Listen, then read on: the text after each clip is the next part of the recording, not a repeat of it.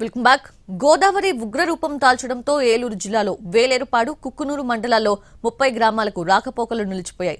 భద్రాచలం వద్ద మూడో ప్రమాద హెచ్చరిక కొనసాగుతోంది. పోలవరం ప్రాజెక్టు నుంచి 11 లక్షల క్యూసెక్కుల నీరు దిగువకు విడుదలవుతోంది. ముంపు గ్రామాల్లో ప్రజలకు ఎలాంటి ఇబ్బందులు లేకుండా నిత్యావసర సరుకుల పంపిణీని అధికారులు చేపట్టారు. మరింత సమాచారం మా రిపోర్టర్ మల్లికార్జున్ అందిస్తారు. ఎగువ రాష్ట్రాలతో పాటు ఏజెన్సీలో కురుస్తున్నటువంటి భారీ వర్షాలతోటి గోదావరి నది ఉగ్ర రూపాన్ని దాల్చింది. భద్రాచలం వద్ద మూడవ ప్రమాద హెచ్చరిక కొనసాగుతున్నటువంటి నేపథ్యంలో ఇటు పోలవరం దగ్గర 11 లక్షల క్యూసెక్కుల నీరు దిగువకు విడుదలవుతోంది. ప్రస్తుతం ముంపు మండలాలైనటువంటి వేలేరుపాడు, కుక్కునూరు మండలాల్లో ఉన్నటువంటి పరిస్థితి మనం ఇక్కడ చూస్తూ ఉన్నాం. బాహ్య ప్రపంచంతో సంబంధాలు తెగిపోయినటువంటి వేలేరుపాడులోని అనేక గ్రామాలు ఇప్పుడు జలదిగ్బంధంలో చిక్కుకున్నాయి. వేలేరుపాడు పరిధిలోని కోయిద, కట్కూరు, టేకూరు, కాకిసనూరు అలాగే పేరంటాలపల్లి వంటి ఏజెన్సీ గ్రామాలకు పూర్తిగా రాకపోకలు నిలిచిపోయాయి. ఎగువన కురుస్తున్నటువంటి భారీ వర్షాలకు తోడు ఈ కాఫర్ డ్యామ్ వల్ల, పోలవరంలోని కాఫర్ డ్యామ్ వల్ల బ్యాక్ వాటర్ తోటి ముంపు అనేది చాలా ఎక్కువ అవుతుంది. ఈ నేపథ్యంలో ఆ ముంపు గ్రామాల్లోని ప్రజలను పునరావాస కేంద్రాలకు తరలించేటటువంటి ఏర్పాట్లను ఇప్పటికే ముమ్మరం చేశారు.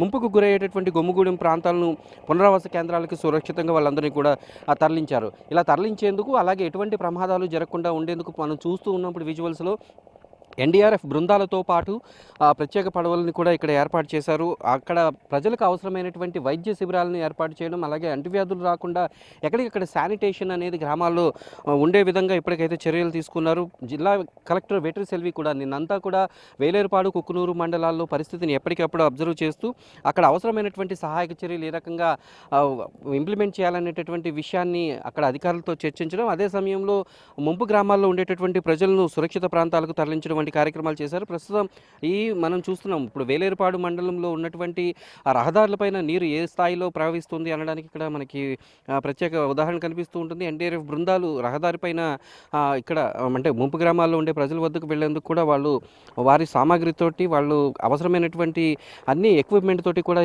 ఈ ప్రాంతాల్లో ఇప్పటికీ చేరుకోవడం జరిగింది. పైన భారీగా వర్షాలు కురుస్తున్నటువంటి నేపథ్యంలో ఇంకా వరద పెరిగేటటువంటి అవకాశం ఉంది. నిన్న మొన్న అంటే 24 గంటల సమయంలోనే మొదటి, రెండో, మూడో ప్రమాద హెచ్చరికలు 24 గంటల్లోపే వేయడంతో ఈ ప్రాంతంలో ఉండేటటువంటి ప్రజలందరూ కూడా సురక్షిత ప్రాంతాలకు వెళ్ళేటటువంటి అవకాశం లేకుండా పోయింది. నిన్న మొన్నటి వరకు గోదావరిలో నీటి లభ్యత లేకుండా పోయింది. కానీ సడన్గా ఎగువన కురిసినటువంటి భారీ వర్షాలతోటి మొత్తం గ్రామాలన్నీ కూడా జలదిగ్బంధంలో చేరుకున్నాయి. మనం ఇక్కడ చూసినట్లయితే మనకి కనిపిస్తున్నటువంటి ఇప్పుడు ఈ బోట్లు ఏవైతే తిరుగుతున్నాయో ఇదంతా కూడా రహదారి ప్రాంతం. ప్రస్తుతం మనం చూడొచ్చు పాములు కూడా, విషసర్పాలు కూడా అదే ప్రాంతంలో సంచరిస్తున్నటువంటి పరిస్థితి. ఇటువంటి భయం ఇక్కడ ప్రజలకు చాలా ఎక్కువగా ఉంటుంది. ఎందుకంటే ఇలాంటి సమయంలో గ్రామాలు కనుక ఖాళీ చేసి రాకపోతే ఇటువంటి విషసర్పాలు బారిన పడేటటువంటి అవకాశం ఉంటుంది. వాళ్ళకి వైద్య సేవలు అందించడం కూడా కష్టం. ఎందుకంటే ముంపు గ్రామాలకి వెళ్ళాలి అంటే ఇక్కడ మరబోట్లు అందుబాటులో లిమిటెడ్ స్థాయిలో అందుబాటులో ఉన్నాయి. కానీ వారందరూ కూడా సురక్షితంగా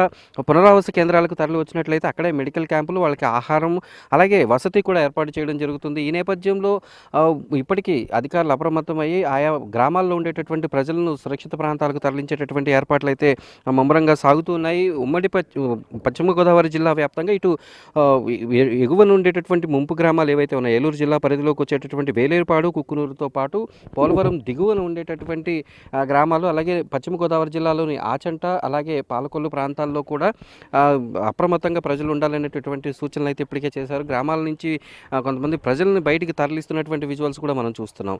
ఆ గ్రామాలు ఏవైతే ఉన్నాయో, ముంపు గ్రామాలు ఏవైతే ఉన్నాయో అక్కడ ఉన్నటువంటి వారికి నిత్యావసర వస్తువుల్ని తరలించేటటువంటి ఏర్పాట్లు ముమ్మరం చేశారు. ప్రస్తుతం మనం చూస్తూ ఉన్నాం పెద్ద పెద్ద బోట్లలో రోడ్లపైన నీరు ప్రవహిస్తున్నటువంటి సమయంలో అక్కడ ముందుకు వెళ్ళలేనటువంటి పరిస్థితి. మొత్తం కూడా పడవలపైన ఆధారపడి ఆ ప్రాంతంలో ముంపు గ్రామాల్లో చిక్కుకున్న వారికి ఆహార పదార్థాలతో పాటు నిత్యావసర వస్తువుల్ని కూడా సరఫరా అనేది కొనసాగుతోంది.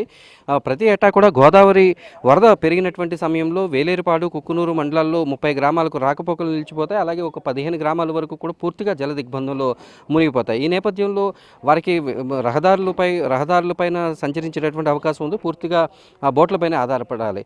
అయితే ఇప్పుడు ప్రస్తుతం మనం చూస్తున్నాం వేలేరుపాడు మండలంలో ఉండేటటువంటి రేపాక గుమ్ము అలాగే రుద్రమకోట వంటి గ్రామాలకు నిత్యావసర వస్తువుల పంపిణీ అయితే ట్రాక్టర్ల నుంచి కొంతవరకు కూడా తీసుకొచ్చి అక్కడి నుంచి బోట్ల ద్వారా వాటిని ఆయా గ్రామాలకు తరలించి అక్కడ ఉండేటటువంటి ప్రజలకు అందిస్తూ ఉంటారు. ఇదే తరహాలో వైద్య సేవలు కూడా ఇదే తరహాలో ప్రత్యేకంగా వైద్య శిబిరాలు ఆయా గ్రామాల్లో ఏర్పాటు చేసి అక్కడ ప్రజలకు ఎటువంటి ఇబ్బందులు లేకుండా చూస్తూ ఉంటారు. ఇప్పుడు ప్రస్తుతం గోదావరి వరద కొంత తగ్గుముఖం పట్టినప్పటికీ కూడా ఈ వేలేరుపాడు కుక్కునూరు ఏదైతే ఉందో ఈ ప్రాంతాల్లో వరద తగ్గడానికి చాలా సమయం పడుతుంది. ఎందుకంటే పోలవరం దగ్గర ఉండేటటువంటి కాఫర్ డ్యామ్ ఏదైతే ఉందో ఎగువ కాఫర్ డ్యామ్ వల్ల ఆ నీరు బ్యాక్ వాటర్ అనేది ఎక్కువగా నెమ్మదిగా బయటకు వెళ్తూ ఉంటుంది.